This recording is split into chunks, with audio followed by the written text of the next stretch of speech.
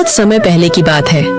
जगदीशपुर गांव हमेशा खुशहाल रहता था, लेकिन इस बार नवंबर का महीना क्या आ गया कि मानो कि इस पर किसी की नजर सी लग गई है। नवंबर का महीना अभी शुरू ही हुआ था और इस गांव में जोरों की ठंड पड़ने लग गई थी। इस गांव में नौजवान लोग बहुत कम थे, लेकिन बूढ़ बुजुर्ग की संख्या बहुत ज्यादा थी। इस गांव में आज से पहले इतनी ठंड कभी नहीं गिरी थी, लेकिन इस बार सभी रिकॉर्ड तोड़ कर दिया था। ठंड इतना बढ़ चुका था कि जितने भी बूढ़े और बूढ़ी माँ थीं, उनकी मौत होना शुरू हो चुका था। गांव के बगीचे के बाहर सिर्फ लाश जल रहा था। ठंड की वजह से सारे लोग जलता लाश के पास खड़े होकर आग सेक रहे थे।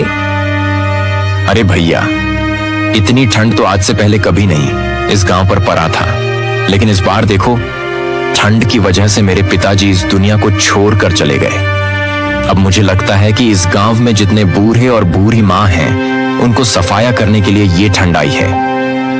हाँ मोहन, मुझे भी लगता है कि ठंड इस बार पूरा तहस नहस करके ही मानेगा। देख रहे हो, बगीचा लग रहा है शमशान हो चुका है। पता नहीं किस कारण से हमारे गांव में इतनी ठंड पड़ रही है। अगर ऐसे ही चलता रहा तो 2 महीने के अंदर इस गांव में एक आदमी नहीं बचेगा। जगदीशपुर गांव में ठंड की कहर नहीं, बल्कि लाशों की कहर गिरी थी। ठंड अभी शुरू ही हुई थी और न जाने कितने लोगों को लाश के ढेर पर सुला दी थी। जोरों की ठंड की वजह से गांव के हर लोग परेशान हो चुके थे। उनको यह भी पता नहीं था कि अगला नंबर किसका है। इसी गांव में एक गरीब छोटा परिवार मंगल और उसकी पत्नी, एक बेटी और एक बूढ़े पिता के साथ रहता था। मंगल बहुत गरीब था। वो अकेला गांव के साहूकार के यहाँ मजदूरी का काम करके अपने 4 परिवारों का कैसे कैसे पेट भरता था, लेकिन इस ठंड ने उसका भी जीना हराम करके रख दिया था। अरे तुलसी, पहले तो एक ही चिंता रहता था कि कैसे भी करके घर में 2 वक्त की रोटी जुटाना है, लेकिन जब से इस ठंड का मौसम शुरू हुआ है, तब से मेरी चिंता 2 गुनी हो गई है। अब तुम ही बताओ कि मैं घर में 2 वक्त की रोटी जुटाऊं या ठंड से बचने के लिए रजाई कंबल खरीदूं। लेकिन जी, अगर आप रजाई कंबल नहीं खरीदेंगे तो ठंड दिन पर दिन बढ़ता ही रहेगा, और भगवान ना करे कहीं पिताजी को ठंड मार दिया तो हम लोग उनकी इलाज कैसे करेंगे। आप एक काम कीजिए साहूकार, जिसे कुछ पैसे उधार मांग कर देखिए, क्योंकि हमारे गांव में ठंड इतनी गिर रही है कि चारों तरफ मातम ही छाया हुआ है। बिना रजाई कंबल खरीदे कोई गुजारा नहीं है, क्योंकि ठंड एक दिन का तो नहीं ना है। तुम ठीक कह रही हो तुलसी, हमारे पास रजाई खरीदने का भी पैसा नहीं है। अगर पिताजी को ठंड मार दिया तो हम उनकी इलाज कैसे करेंगे। लेकिन तुम चिंता मत करो तुलसी, मैं साहूकार से कुछ पैसे उधार मांग कर देखता हूँ। मंगल अपनी पत्नी के बात से प्रभावित हो जाता है और कड़कती ठंड में गांव के साहूकार से पैसे उधार मांगने चला जाता है। मंगल सेठ के घर पहुंचता है तो देखता है कि साहूकार भी अपने नरम बिस्तर छोड़कर आग के गर्म लू सेक रहे हैं। सेठ जी, आप तो जानते हैं कि हमारे गांव में कितनी जोरों की ठंड पड़ रही है और गांव में न जाने कितने लोग इस ठंड में अपनी प्राण त्याग चुके हैं। मैं बस आपके पास यही उम्मीद में आया हूं कि आप मुझ जैसे गरीब को कुछ पैसे उधार पर दे दें, ताकि मैं अपने परिवार के लिए रजाई कंबल खरीद सकूं। अरे ओ मंगल, तुम्हें क्या लगता है कि मैं पूरे गांव का ठेका लिए बैठा हूँ? ठंड तो हर साल आती है, तो क्या मैं तुम्हें हर साल फ्री में रजाई कंबल खरीदने के लिए पैसे दूं? एक काम करने के लिए बोलो तो उसमें भी आलसी दिखाते हो। जितना काम करोगे उतना ही पैसा दूंगा ना। सेठ की गड़गड़ाहट वाली आवाज सुनकर मंगल पूरा डर चुका था। वह धीमी आवाज में फिर से आस की गुहार लगाता है। सेठ जी, अगर आज आप मुझे पैसे उधार पर दे देंगे तो शायद मैं अपने बूढ़े पिता और 9 साल की बेटी की जान बचा पाऊंगा। मैं आपसे उम्मीद का गुहार कर रहा हूं गरीब, पर तरस खाइए सेठ जी। ठीक है मंगल, मैं तुम पर तरस खाता हूँ, लेकिन तुम्हें तो पता ही है कि आजकल फ्री का जमाना नहीं है। अगर तुम्हें पैसे चाहिए तो मेरे पास तुम्हारे लिए एक काम है। अगर तुम बिना रुके 2 घंटे में 4 कट्ठा जमीन कुदाल की मदद से जोतकर तैयार कर दो तो मैं तुम्हें 12 रुपए दे सकता हूँ। अब तुम बताओ कि क्या तुम ये काम करने के लिए तैयार हो? साहूकार की यह शर्त सुनकर मंगल के पैर तले जमीन खिसक जाता है, क्योंकि इस जालिम ठंड में खेत में काम करना बहुत ही कठिन था। लेकिन मंगल मजबूर था। एक तरफ उसके बूढ़े पिता ठंड से कांप रहे थे, तो दूसरी तरफ उसके 9 साल की बेटी भी ठंड से कांप रही थी। अब मंगल चाहकर भी सेठ की बात नहीं काट सकता था। अरे क्या हुआ मंगल, किस सोच में पड़ गए? तुम्हें पैसा चाहिए या नहीं? क्या अब तुम्हें अपने परिवार की चिंता नहीं हो रही है? नहीं नहीं सेठ जी, पैसे की तो जरूरत है, लेकिन इस ठंड में खेत में काम करना बहुत ही कठिन है। लेकिन अगर आपकी यही शर्त है तो मैं तैयार हूं। अगर मुझे इस ठंड में खेत में काम करके अपने परिवार को बचाना लिखा है तो मैं ये जरूर करूंगा। मंगल मजबूरन कुदाल लेकर साहूकार के खेत में काम करने चला जाता है। ठंड लगातार अपनी बर्फबारी गांव वालों पर गिरा रही थी, लेकिन मंगल अपने परिवार के बारे में ही सोच रहा था। उसके पीठ पर ठंड का बर्फ गिर रहा था, लेकिन फिर भी वो लगातार कुदाल चलाता जा रहा था। आजकल जमाने में गरीब को हर मौसम का शिकार बनना पड़ता है, कभी गर्मी का तो बारिश का। इसलिए इस कहानी से आपको यह सीखना चाहिए कि हर मौसम आने से पहले उसका पूरा इंतजाम करके रखना चाहिए, नहीं तो मजबूरी का फायदा उठाने के लिए साहूकार जैसे इंसान हर जगह पर मौजूद है। देखते देखते मंगल 2 घंटे के अंदर पूरा 4 कट्ठे का खेत जोत देता है। अब वह सेठ से पैसे लेने फिर से उसके घर जाने लगता है। सेठ जी, आपके कहे अनुसार मैंने पूरी मेहनत करके आपके खेत को अच्छे तरीके से जोत दिया है। अब आप अपने वादे पर कायम रखकर मुझे मेरे पैसे दें, ताकि मैं जल्दी से रजाई कंबल खरीद सकूं। सेठ ने अपने शर्त के मुताबिक मंगल को 12 रुपए दे देते हैं और मंगल पैसे लेकर सीधा गांव के बाजार में निकल जाता है। वह एक रजाई कंबल के दुकान में जाता है। भैया, मुझे जल्दी से एक कंबल दे दीजिए। मेरे बूढ़े पिता और एक छोटी सी बेटी ठंड से कांप रही है। देखो भाई, मेरे पास कंबल तो बहुत सारे हैं, लेकिन आपको कैसा कंबल चाहिए? आपको देखकर तो यह लग रहा है कि आप बहुत गरीब हो। आपके लिए ये वाला कंबल ठीक रहेगा। इसका कीमत ज्यादा नहीं है, बस 15 रुपए है। भैया, लेकिन मेरे पास 15 रुपए तो नहीं है। आप एक काम कीजिए, कोई ऐसा कंबल दिखाइए जो 12 रुपए में हो, क्योंकि मेरे पास इतना ही है। दुकानदार अपने दुकान में सारे जगह ढूंढ लेता है, लेकिन उसके दुकान में कोई ऐसा कंबल नहीं था जो 12 रुपए में हो। दुकानदार अंत में मायूस होकर मंगल से कहते हैं, अरे भाई, इतनी महंगाई के जमाने में 15 रुपए से नीचे का कंबल मिलना बहुत मुश्किल है। मैं सभी जगह ढूंढ लिया, लेकिन एक भी कंबल ऐसा नहीं है जो 12 रुपए में हो। अगर तुम्हारे पास 3 रुपए और होते तो मैं तुम्हें कंबल दे सकता था, लेकिन इतना में तो नहीं होगा।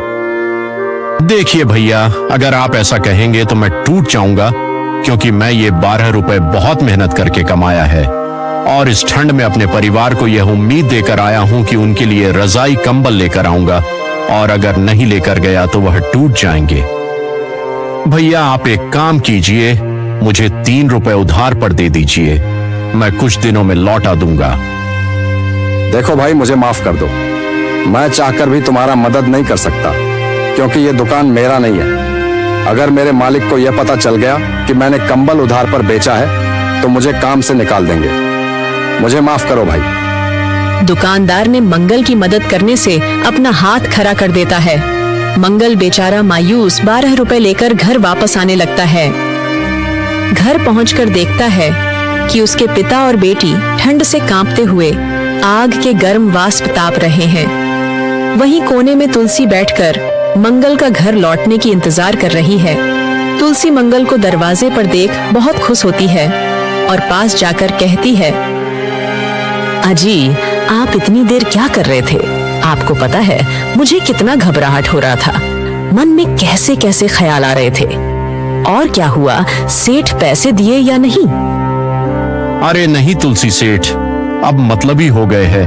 पहले मुझे कितना मानते थे।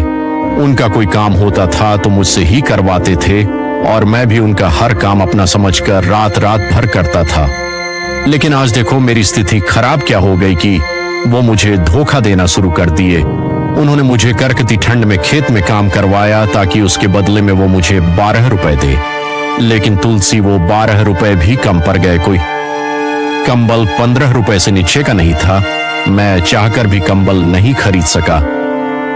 आप चिंता मत कीजिए जी, अगर भगवान हम गरीब को दुख दे रहे हैं तो इंसाफ भी वही करेंगे। चलिए, आप काफी देर से ठंड में भाग दौड़ कर रहे हैं। कल का 6 रोटी बचा हुआ है, उसे खा लीजिए। मतलब एक कहावत है कि गरीब तो गरीब, भगवान भी उसी को दुख देते हैं जो पैसे से गरीब होता है। मंगल इतना मेहनत करने के बाद भी घर में एक कंबल नहीं ला सकता है क्योंकि उसके नसीब में कालयोग लिखा है। मंगल की पत्नी उसे बासी रोटी खाने को देती है क्योंकि घर में पैसे के साथ साथ अनाज भी खत्म हो चुका था। ठंड को लेकर गांव में भी हाकर मचा हुआ था। सारे लोग परेशान थे, कहीं आग जलाकर शरीर सेक रहे थे तो कहीं रजाई में घुसकर गर्म सांसें की आह ले रहे थे। पापा, अगर आप कंबल नहीं लाओगे तो मैं ठंड से मर जाऊंगी। देख रहे हो कितनी जोरों की ठंड पड़ रही है गांव में। मेरे दादाजी के जैसे कितने लोग मर गए। अगर आप कंबल नहीं लाएंगे तो मेरे दादाजी और मैं भी मर जाऊंगी। अरे नहीं गुड़िया, बेटी ऐसा मत कहो, शुभ शुभ बोलो। भगवान करे हम लोग सही सलामत रहे। तुम्हारे पिताजी कोशिश कर रहे हैं, देखना हमारे घर भी कंबल आएगी और हम भी उसे ओढ़ा कर सोएंगे। बस गुड़िया बेटी धीरज रखो।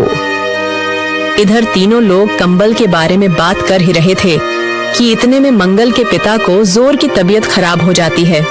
मंगल बेचारा खाना भी नहीं खाता है और तीनों लोग उठकर पिताजी के पास चले जाते हैं। अरे बेटा, अब लगता है मेरी हड्डी सिकुड़ चुकी है। मेरा बचना नामुमकिन है। इस ठंड भरे जाड़े में सही सलामत भगवान को प्यारे हो जाऊं, वही सही रहेगा। आखिर मुझे जिसका डर था वही हुआ। ठंड मुझे भी अपनी शिकार बना ली। तुम लोग हमेशा खुश रहना मेरे बच्चों। अब मुझे जाने का इजाजत दो। नहीं पिताजी, आप ऐसा मत बोलिए। आपको कुछ नहीं होने दूंगा। इस ठंड की इतनी औकात नहीं कि आपको मुझसे दूर करे। मैं आपको बचाऊंगा, आपको कुछ नहीं होने दूंगा। मंगल कितना भी अपने पिता को दिलासा दिया, लेकिन जो होना था वो तो होकर ही रहेगा। भगवान के आगे किसका चला है। और देखते ही देखते मंगल के पिता इस दुनिया को छोड़ के चले जाते हैं। मंगल बेचारा वहीं फुट फुट कर रोने लगता है, लेकिन क्या करे, ठंड ऐसी गिर रही थी कि बर्दाश्त करना बहुत ही कठिन था।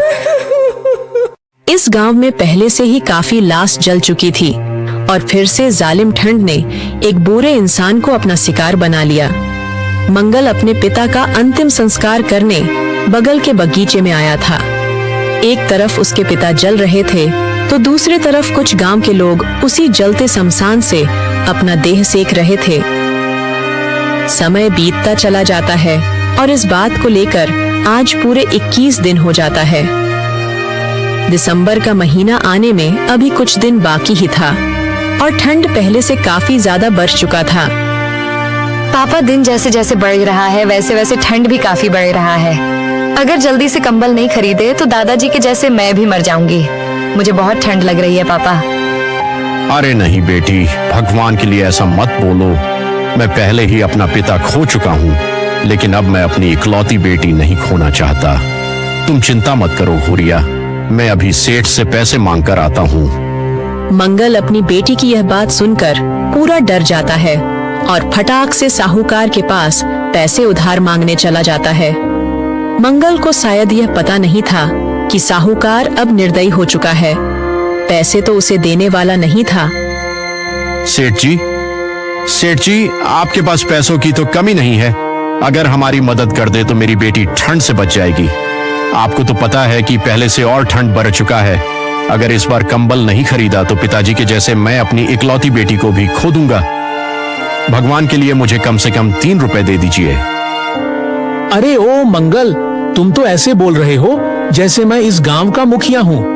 मेरे पास पैसा है तो क्या ऐसे ही लुटाता रहूं? अरे जाओ जाओ, मुझे कोई शौक नहीं कि तुम जैसे गरीब को पैसे दूं। देखिए सेठ जी, मैं आपके आगे हाथ जोड़कर रहम की भीख मांग रहा हूं। मुझे कम से कम उधार पर पैसे दे दीजिए। मैं कभी काम करके उधार चुकता कर दूंगा। नहीं नहीं मंगल, कल करो से आज करो।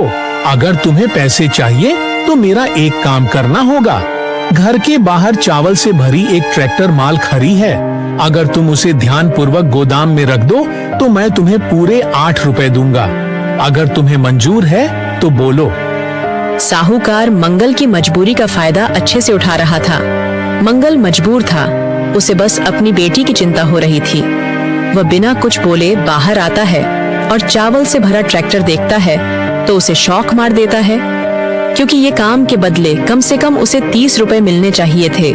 लेकिन मंगल को मजबूर देख सेठ उसका फायदा उठाकर वही काम 8 रुपए में करा रहा था। लेकिन मंगल भी क्या करे, उदास मन से चावल की बोरी उठाता है और गोदाम में रखने लगता है। हे भगवान, आप ऐसे अमीर क्यों बनाते हैं जो गरीब को 1 रुपए का भी मदद ना करे। ऐसे ऐसे साहूकार से तो अच्छे थे कि आप इस गांव में एक मुखिया या सरपंच रखते जो गरीबों को मदद करे। वहां ठंड में मेरी बेटी कांप रही होगी और सेठ है कि रजाई में बैठकर ठंड का आनंद ले रहा है। क्या गरीब इसी के लिए होता है कि अपना सुख त्याग कर ऐसे ऐसे अमीर की सेवा करे। मंगल को ठंड बहुत कम लग रही थी, क्योंकि वह कभी कुदाल चलाता था तो कभी चावल की बोरी उठाता था। इस वजह से उसे ठंड का एहसास नहीं होता था।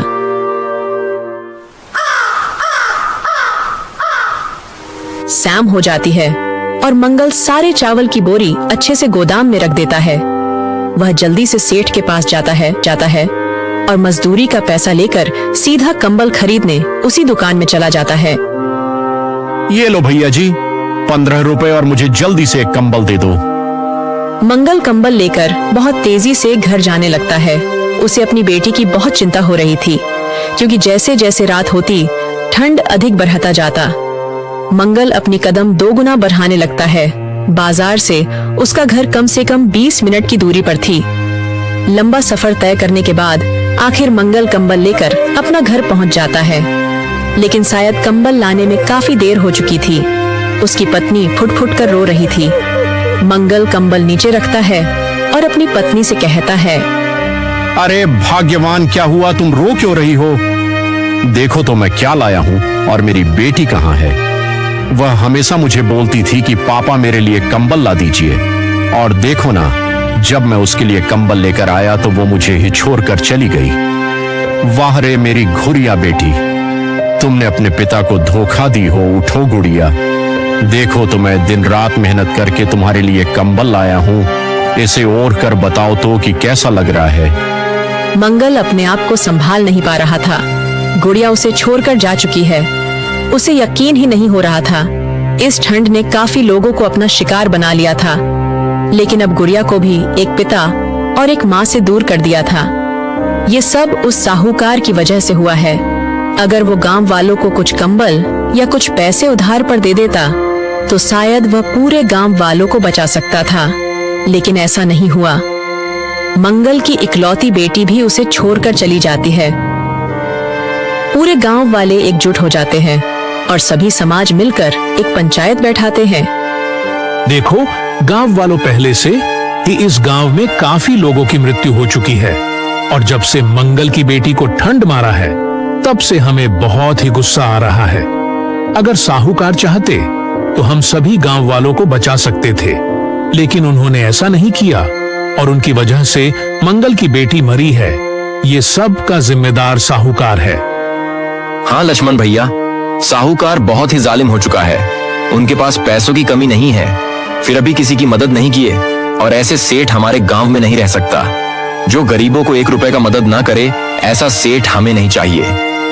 चलो गांव वालों, सभी के मौत का बदला सेठ लेते हैं। ठंड हमारा दुश्मन नहीं, बल्कि सेठ ही सबसे बड़ा ठंड है। सभी गांव वाले सेठ पर भड़क चुके थे। उनका मानना था कि सेठ ही उनका ठंड का कारण है। इधर मंगल की बेटी गुड़िया आत्मा बनकर सेठ को डरा रही थी। अरे रामू, देखो तो कौन है। हे भगवान, मुझे कौन डरा रहा है। देखो, तुम जो भी हो सामने आओ। ऐसे छुप छुप डराना बंद करो। आखिर मैंने तुम्हारा क्या बिगाड़ा है? तुम मुझे क्यों डरा रही हो? सामने आओ ना। गुड़िया सामने आती है। गुड़िया की आत्मा को देखकर सेठ पूरा डर जाता है। अरे ओ साहूकार, तुम अपने आप को क्या समझते हो? पैसों का घमंड हो चुका है तुम्हें। अगर तुम चाहते तो कोई गांव के लोग ठंड की वजह से अपनी प्राण नहीं त्यागते, लेकिन तुम गांव वालों को ऐसे ही ठंड से तरपते छोड़ दिया। और तो और मेरे पिताजी का भी तुमने मजबूरी का फायदा उठाया। अगर उस दिन मेरे पिताजी को तुमने 3 रुपए समय पर दे दी होती तो शायद आज मैं जीवित होती, लेकिन तुमने उन्हें काम में फंसा दिया। लेकिन आज सबका हिसाब लूंगी, अब तुम्हारा खैर नहीं। इतना कहकर गुड़िया सेठ को उठाकर पटकने लगती है। सेठ दर्द से चिल्लाने लगता है। मुझे माफ कर दो गुड़िया, मुझसे बहुत बड़ी गलती हो गई। जाओ, मेरी तिजोरी में से सारे पैसे ले ली, लेकिन मुझे छोड़ दो। अरे बाप रे, मेरी कमर टूट गई। हे भगवान, मुझे बचा लो। सेठ जमीन पर गिरते पड़ते गांव की ओर भागने लगता है। आज गुड़िया सेठ को नहीं छोड़ने वाली थी। गांव वालों, मुझे बचा लो। गुड़िया की आत्मा मुझे मार डालेगी। मैं आज से यह वादा करता हूँ कि हर मौसम में गांव वालों का साथ दूंगा। मेरे जितने पैसे हैं वो सब आपसब पर खर्च कर दूंगा और सभी को 2-2 कंबल फ्री में बांटूंगा। बस आप लोग मुझे गुड़िया से बचा लो। नहीं नहीं लक्ष्मण चाचा, आज मैं इस जालिम सेठ को नहीं छोड़ूंगी। इसकी वजह से गांव के न जाने कितने दादा दादी मौत की चिता पर सो गई, और इसकी वजह से आप लोग भी इस ठंड का शिकार होने वाले हैं। अगर ये हमारे बारे में नहीं सोचता तो हम लोग इसके बारे में क्यों सोचेंगे? आप सामने से हट जाइए, आज इसका अंतिम संस्कार कर ही देती हूँ। अरे नहीं गुड़िया बेटी, अगर हम भी इनके जैसा हो जाएंगे तो हम में और इसमें क्या फर्क रह जाएगा? और ऐसे भी इन्हें अपनी गलती का एहसास हो गया है। सेठ हमें कंबल और रजाई देने के लिए राजी हो गए हैं और गर्मी में भी हमारी मदद करेंगे। तुम्हारा बहुत बहुत धन्यवाद कि सेठ को तुमने गलत रास्ते से सही रास्ते पर लाई। गांव वाले गुड़िया को समझा बुझाकर सेठ को माफ करवा देते हैं। गुड़िया भी सेठ को छोड़ देती है और आसमान में चली जाती है। तो दोस्तों, अगर हमारे यहाँ भी कुछ ऐसा होता है तो अगर आप किसी का मदद करने लायक हैं तो कर देना नहीं तो पैसे की वजह उनकी जान भी जा सकती है।